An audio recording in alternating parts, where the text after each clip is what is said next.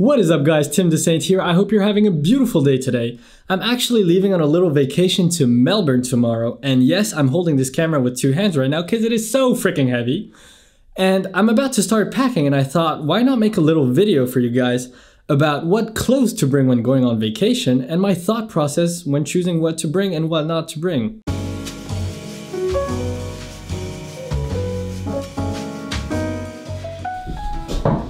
I just wanted to say really quickly, this video is not going to be about the organization and the structure of how to neatly fold your clothes into your suitcase, because I'm not very good at that. I know there's some KonMari methods.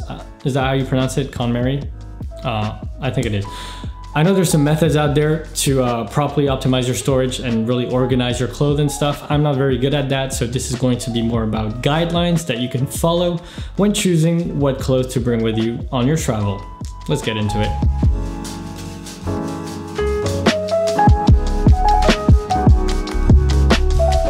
Step number 1, plan for both the weather and the activities that you'll be doing.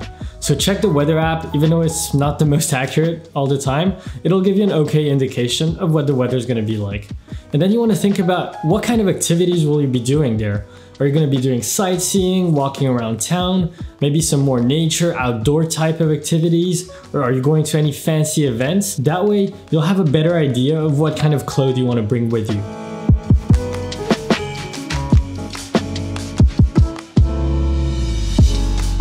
Step number 2, lay everything you potentially want to bring on the bed or on the floor and follow the rule of 5. I mean, there's no such thing as the rule of 5, I just made that up right now, but you know, follow these 5 tips if you don't want to overpack or underpack or just bring the wrong clothes altogether. Anyways. Number 1, bring lightweight clothes. You don't want to explode your baggage weight requirements with some heavy ass parka or like your heaviest freaking leather jacket. You want to bring light stuff. And that doesn't mean that you can't bring warm clothes if you're going to some place where it's winter, for example, because there's plenty of materials that can keep you warm while still being lightweight, like merino wool, for example. Numero 2, avoid anything too bulky. Usually you're gonna have limited space inside your luggage, so you won't be able to bring your heavy, bulky overcoat inside your suitcase. Instead, just consider wearing it on you while traveling. Number 3, dress in layers. You can never fully rely on the weather forecast to tell you what the temperature is going to be like. So instead of bringing one really heavy overcoat and then a bunch of t-shirts and not really have a middle ground, I prefer to bring multiple layers that I can add on top of one another. That way I can be more adaptable to just any situation. Number 4, always bring at least one dress shirt.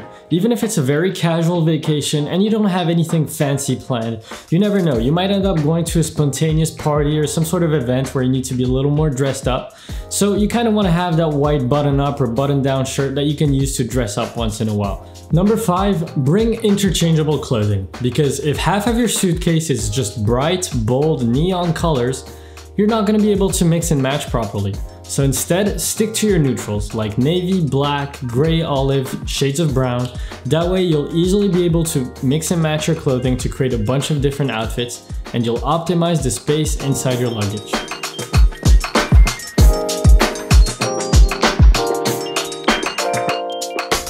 Alright, step number 3, after you've laid down everything on your bed or on the floor and you follow the rule of 5 I just went through, you want to eliminate a quarter of your clothing. Because just like in your wardrobe, you probably have more than what you're actually going to use in there. At least it often happens to me when I go on holiday. I'll pack a little too much and I won't end up using everything that I packed. So you really want to consider and go over each item and wonder, are you really going to need those 3 bathing suits, or can you get away with 2?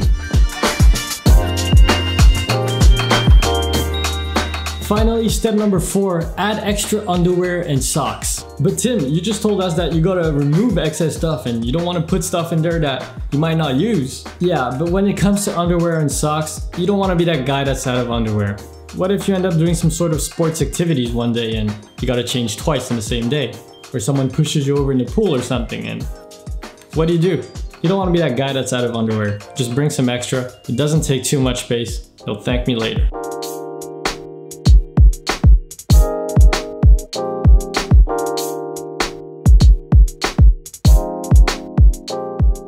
Thank you guys so much for watching the video. I hope you got some value from my travel wardrobe packing tips. Also, I made a little something for you guys. Made a travel packing checklist down in the description. Check it out. It's a PDF, completely free. I don't even want your email because I don't have a newsletter. So just check it out. Hope you like it. Don't forget to like, share, comment, subscribe if you're new here, and I'll see you in the next video. Peace.